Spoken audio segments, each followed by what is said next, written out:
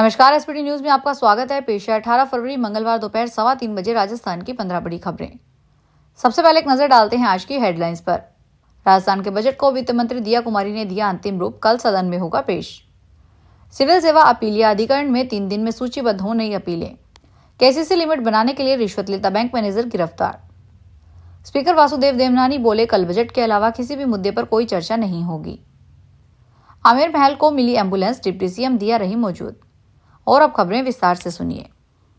राजस्थान की वित्त मंत्री दिया कुमारी ने मंगलवार दोपहर बजट को अंतिम रूप दे दिया। इस दौरान की एक तस्वीर भी सामने आई है, जिसमें additional chief secretary Akhil Arora, principal secretary Devashish Prishti, government secretary Naveen Jain, government secretary Kumarpal Gautam, director Brijesh Kishore Sharma भी नजर आ रहे हैं।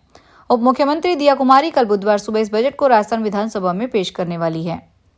राइजिंग राजस्थान का यह पहला बजट होगा, इसलिए उम्मीदें बढ़ गई है। बहुत सारे ऐसे सेक्टर हैं जिनमें राजस्थान सरकार बड़ी घोषणाएं कर सकती है। पिछले एक महीने में मुख्यमंत्री भजन लाल शर्मा और वित्त मंत्री दिया कुमारी ने अलग अलग समूह के साथ संवाद किया है, जनता से फीडबैक लिया है। इसका असर भी बजट में दिखाई देने की उम्मीद की जा रही है। राजस्थान हाईकोर्ट ने सिविल सेवा अपीलीय अधिकरण में सरकारी कर्मचारियों के प्रकरणों से जुड़ी अपीलों की सुनवाई में लचर व्यवस्था के मामले में अधिकरण के चेयरमैन को कहा कि नई अपीलों की सुनवाई के लिए 3 दिन में सूचीबद्ध किया जाए। अधिकरण का मौजूदा कानून 50 साल पुराना हो गया है, इसलिए एजी, सीएस और विधि सचिव की कमेटी इस कानून में बदलाव को देखे। अधिकरण के अधीन रोडवेज और बिजली कंपनी सहित स्वायत्त शासी संस्थाओं के कर्मचारी से जुड़े मामलों को भी लाया जाए। जस्टिस समीर जैन ने यह आदेश सोमवार को मोहम्मद काशिफ की याचिका पर सुनवाई करते हुए दिया।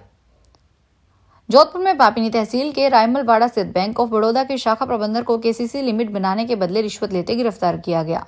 मूलतः जोधपुर के मंडोर नागौरी बेरा निवासी विवेक कच्छावा को सीबीआई की टीम ने 15,000 रुपए की घूस लेते हुए रंगे हाथों गिरफ्तार कर लिया। इस कार्रवाई से हड़बड़ाए बैंक मैनेजर की तबियत बिगड़ गई तो सीबीआई टीम उसे हॉस्पिटल ले गई। ओसिया के तोप बांखरों की ढाणी निवासी ढलालाल मेघवाल पुत्र विष्णा राम ने 15 फरवरी को सीबीआई जोधपुर में एक शिकायत देकर मैनेजर पर रिश्वत मांगने का आरोप लगाया था। राजस्थान विधानसभा स्पीकर वासुदेव देवनानी आज निजी काम से कोटा पहुंचे। सर्किट हाउस में भाजपा शहर अध्यक्ष राकेश जैन की अगुवाई में कार्यकर्ताओं ने उनका स्वागत किया। मीडिया से बातचीत में वासुदेव देवनानी ने कहा कि निजी काम व शादी में शामिल होने कोटा आया हूं, इस बहाने कार्यकर्ताओं से मिलना हो जाता है। देवनानी ने कहा कि कल बजट आने वाला है, 11 बजे वित्त मंत्री बजट पेश करेगी। पिछली बार पक्ष और विपक्ष दोनों में अवरोध हो गया था। इस बार 2 दिन पहले ही सारे पार्टियों के नेताओं को बुलाया और चर्चा की, समस्या के समाधान करने का प्रयास किया। मुझे पूरी उम्मीद है कि कल बजट सत्र निश्चित रूप से शांतिपूर्वक रहेगा। सभी दलों का सहयोग होगा, क्योंकि विधानसभा हमारे 8 करोड़ जनता द्वारा चुने हुए 200 में विधायकों का बीच होता है। ऐतिहासिक आमेर महल में आने वाले पर्यटकों की सुविधा के लिए अब स्थायी एम्बुलेंस की व्यवस्था कर दी गई है। अल्बर्ट हॉल में आयोजित एक कार्यक्रम में सीता ट्रेवल्स की ओर से उप मुख्यमंत्री दिया कुमारी को एम्बुलेंस की चाबी सौंपी गई। इस पहल का उद्देश्य महल में आने वाले पर्यटकों को किसी भी आपातकालीन स्थिति में तत्काल चिकित्सा सहायता उपलब्ध कराना है। इस दौरान पुरातत्व विभाग के निदेशक डॉक्टर पंकज धर्मेंद्र, उप निदेशक कृष्णकांत शर्मा, आमेर अधीक्षक राकेश छोलक, अल्बर्ट हॉल अधीक्षक महेंद्र कुमार भी मौजूद रहे। हनुमानगढ़ की पुलिस को मंगलवार को जयपुर मुख्यालय में नए वाहनों का बेड़ा प्राप्त हुआ। पुलिस उप महानिरीक्षक एवं सह पुलिस अधीक्षक अरशद अली ने इन वाहनों को हरी झंडी दिखाकर रवाना किया। राज्य सरकार की ओर से आवंटित किए गए वाहनों में एक चौपहिया इंटरसेप्टर वाहन और 2 दुपहिया इंटरसेप्टर वाहन शामिल हैं। यह पहली बार है जब दुपहिया वाहनों पर इंटरसेप्टर सेवा शुरू की जा रही है। हालांकि इन दुपहिया इंटरसेप्टर वाहनों का रजिस्ट्रेशन अभी बाकी है। बीजेपी संगठन में 44 में से 40 जिला अध्यक्षों का निर्वाचन हो चुका है। शेष रहे 4 जिला अध्यक्षों का निर्वाचन आज होने की संभावना है। जयपुर शहर के पद के लिए करीब 14 आवेदकों ने नामांकन फार्म भरे थे। इसके लिए सिविल लाइंस सामुदायिक केंद्र में निर्वाचन अधिकारी ने भी सभी दावेदारों की सुनवाई की। इसके बाद सर्वसम्मति से इस पद पर जिला अध्यक्ष का निर्वाचन किया गया। जयपुर शहर में पार्टी ने वैश्य समाज से जिला अध्यक्ष बनाकर अपने कोर वोटर को साधने की कोशिश की है। जयपुर शहर में ब्राह्मण वैश्य पार्टी का कोर वोटर है। भारत के नए सीईसी यानी मुख्य चुनाव आयुक्त का ऐलान हो गया है। अब केरल कैडर के आईएएस अधिकारी ज्ञानेश कुमार जिम्मेदारी संभालेंगे। अब तक इस पद पर कार्यरत राजीव कुमार ने सोमवार को विदाई संदेश दिया। इस दौरान उन्होंने कहा कि चुनाव आयोग को बलि का बकरा बनाया जाता है। साथ ही उन्होंने कहा कि अगर कोई राजनीतिक दल चुनाव हार जाता है तो चुनाव आयोग को जिम्मेदार बताने की आदत खत्म होनी चाहिए।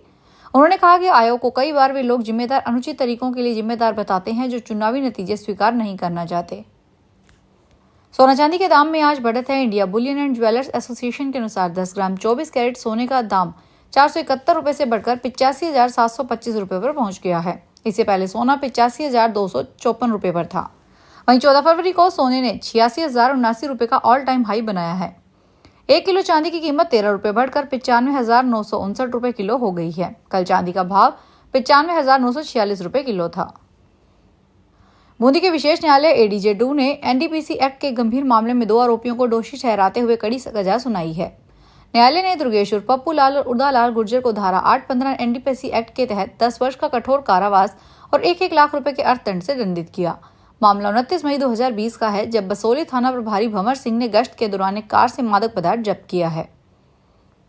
पेरेंट्स को लेकर गंदा जोक कहकर फंसे यूट्यूबर रणवीर इलाहाबादिया को फिलहाल सुप्रीम कोर्ट से राहत मिल गई है। कोर्ट ने उनकी गिरफ्तारी पर रोक लगा दी है। साथ ही यूट्यूब पर प्रसारित होने वाले शो में की गई आपत्तिजनक टिप्पणी पर कड़ी फटकार भी लगाई है। कोर्ट ने कहा कि उसके दिमाग में कुछ गंदगी है। साथ ही कहा कि पॉपुलर होने का मतलब यह नहीं कि वह कुछ भी बयान दे दिया जाए। इलाहाबादिया उनके खिलाफ दर्ज सभी एफआईआर क्लब कराने के लिए सुप्रीम कोर्ट पहुंचे थे।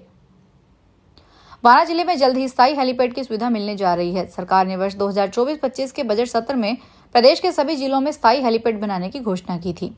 इसके तहत बारां में इस परियोजना को प्राथमिकता दी गई है। जिला प्रशासन ने बटावदा में 1,60,000 हेक्टेयर भूमि आवंटित कर दी है। पीडब्ल्यूडी विभाग ने 4.5 करोड़ रुपए के निर्माण प्रस्ताव कलेक्टर के माध्यम से सरकार को भेज दिए हैं। स्वीकृति मिलते ही निर्माण कार्य शुरू कर दिया जाएगा। गंगापुर सिटी के रामसिंहपुरा गांव के मूल निवासी कुंजीलाल मीणा के अतिरिक्त मुख्य सचिव पद पर पदोन्नति मिलने पर मित्र परिषद ने मधुबन रिजॉर्ट में नागरिक अभिनंदन समारोह का आयोजन किया। समारोह में शहर के प्रतिष्ठित नागरिकों और विभिन्न सामाजिक संगठनों ने पुष्प वर्षा और माल्यार्पण कर उनका स्वागत किया। कार्यक्रम में मीना ने कहा कि प्रशासनिक अधिकारियों को फाइल को महज कागजों का बंडल नहीं बल्कि किसी व्यक्ति के जीवन से जुड़ा महत्वपूर्ण दस्तावेज समझना चाहिए। उन्होंने अधिकारियों से आमजन के प्रति संवेदनशील रहने की सीख दी। पाली के सुमेरपुर में पुलिस और खाद्य सुरक्षा विभाग की टीम ने मिलावटी घी बनाने वाले एक शख्स के मकान पर छापा मारकर नकली घी और नकली पैकिंग को जब्त कर लिया। यह कार्रवाई मुखबिर की सूचना पर की गई थी, जिसमें सुमेरपुर के वीडी नगर क्षेत्र में स्थित एक मकान से घी के पैकेट और घी बनाने की मशीनरी बरामद हुआ है। पुलिस को मौके से विभिन्न ब्रांड्स के घी के पैकेट और खाली बॉक्स मिले, जिनमें सरस, नोवा, अमूल, कृष्णा और गजानन जैसे ब्रांड शामिल हैं। पुलिस ने इस मकान से 52 लीटर सरस घी और 14 लीटर नोवा घी बरामद किया है।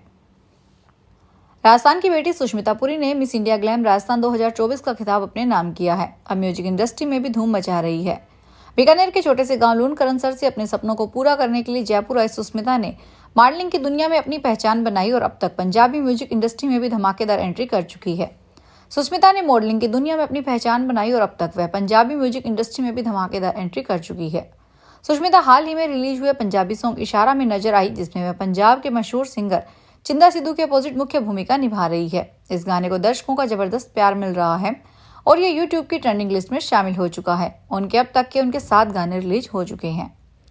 फिलहाल इस बुलेटिन में इतना ही, फिर हाजिर होंगे बड़ी खबरों के साथ। अगर आप भी अपने आसपास की छोटी बड़ी और महत्वपूर्ण खबरों से अपडेट रहना चाहते हैं तो सब्सक्राइब कीजिए हमारे चैनल एसपीटी न्यूज को और प्रेस कीजिए बेल आइकन पर।